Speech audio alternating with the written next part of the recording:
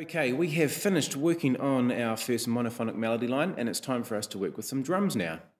I'm going to drag in my MIDI drum kit that I'm going to use, just a basic kit. Yep, check my sounds are all working, good.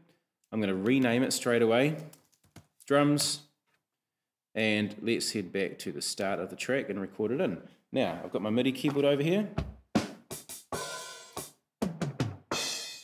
Find where the sounds are.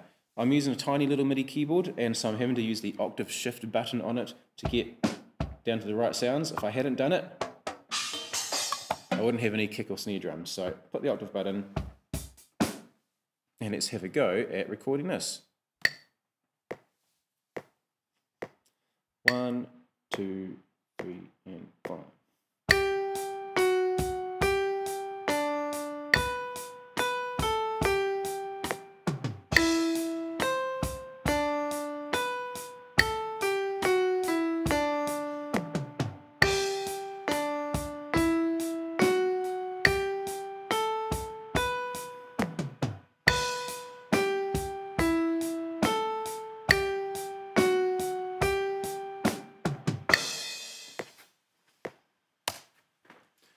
Okay, so I made a couple of little mistakes in there which we can fix up nice and easily, because after all it is MIDI.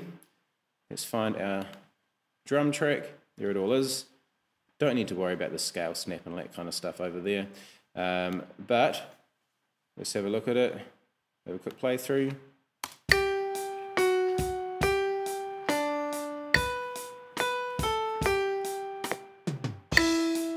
Okay, you can see I rushed my lines a little bit there, didn't I?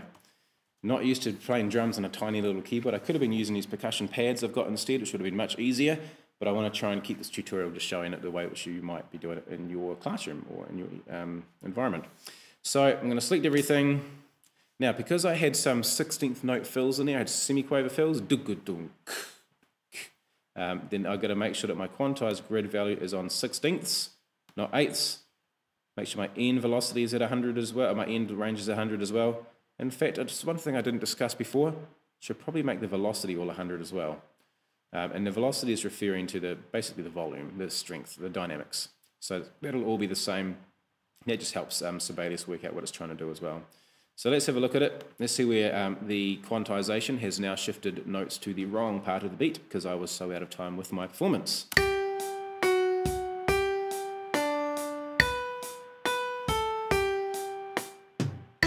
There we go, so there's one, that should have been there. Now also notice that I'm choosing to use the cross stick sound at the beginning rather than the snare. I want to show you how that looks in the notation later on.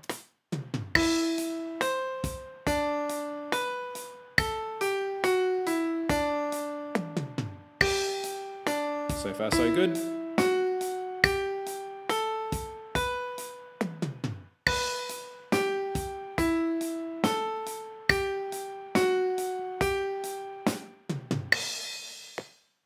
Okay, and so the end, I probably should make my crash all finish at the same time as the end of my melody, rather than having a fill after my melody finishes. So there is my last note. Sorry, there it was. So what I can do, well first I can get this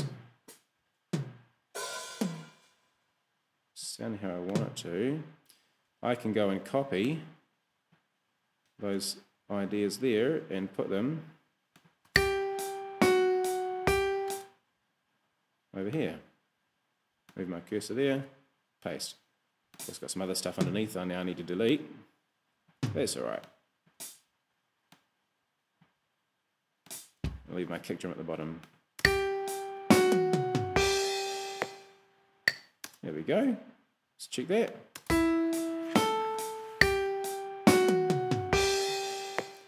Now, of course, I know I'm only playing half of the first verse of the national anthem, but that doesn't matter because we just need to get through this as quick as we can. Let's zoom out with my W, looking all good. Now, one thing which is a big problem with this at the moment, though, is that if I exported this to Sibelius, you'll notice that there's all these gaps in the middle.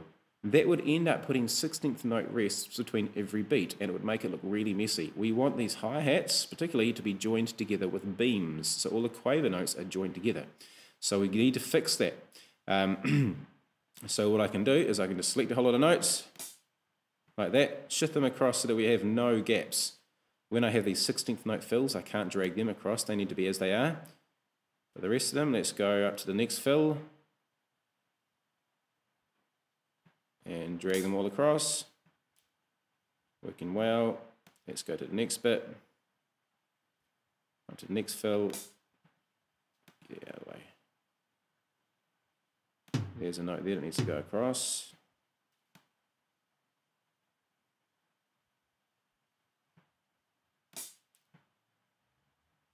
And we should probably make that the same length as the crash.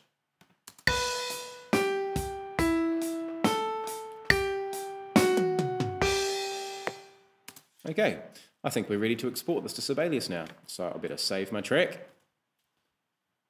and go save as, make sure I change it to be a MIDI file. Coordinations with drums. I see some other files in there I've been playing around with, so I'll just make it a new file name.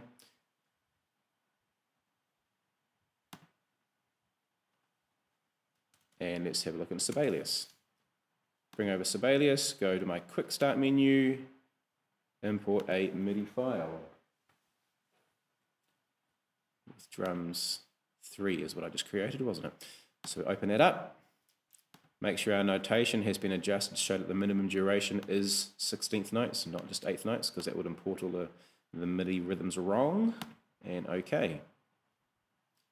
Here it is. Now, oh, I can see I forgot to do the very first one. Never mind, I'll change it in a moment. Okay, so this doesn't look correct for drums though, does it? This has obviously been mapped to the physical positions of the MIDI keyboard where we played the notes, and it's done it with a treble clef, so it is not drum notation. However, we do have a really cool feature in Sibelius with these things called plugins. Over here in the plugins menu, which is under the Home tab, plugins menu, I've got a particular plugin in my Sibelius called Percussion Pitch Map, and I'll show you how to get it in there in a moment. I never have actually even looked at what this does. All I do is I bring it up and go OK, and there it is. Now the drum notation looks brilliant. A few errors though. We want to get rid of the 16th note rest, so I'll click on my note and change that from being a 16th note to an 8th note. I can see there's another one down there. I need to change that to an 8th note. Now something went on there, so we'll just delete. Oh, that's probably because there was MIDI information underneath it when I pasted it over the top. That's okay, we'll delete those.